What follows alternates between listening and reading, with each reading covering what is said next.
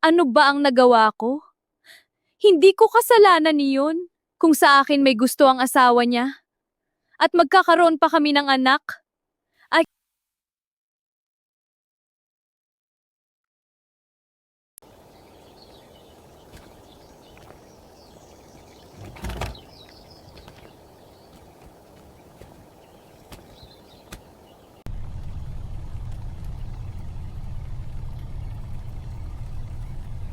Leon, napag-isipan mo na ba? O at sumama ka sa akin, may pupuntahan tayo. Denso, ano ginagawa mo dito? Magpakasal na tayo, Cindy. Alang-alang sa anak natin.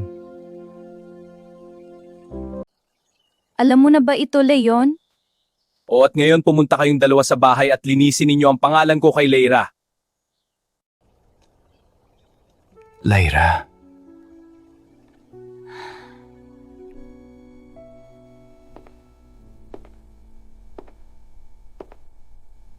Welcome to the team, Miss Guzman! Wishing you the best of luck on your first day as an intern. thank you so much. I'm excited to be here. Great! Let me know if you need anything.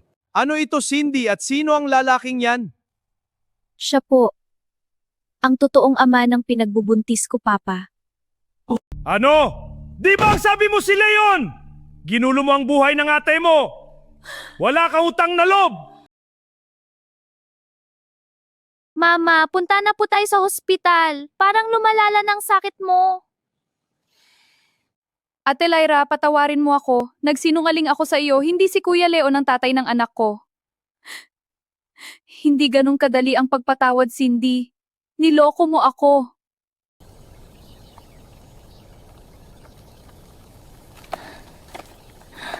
Leon, pasensya ka na at hindi ako naniwala sa iyo. Okay lang, Lyra. Naintindihan ko. Salamat, Leon.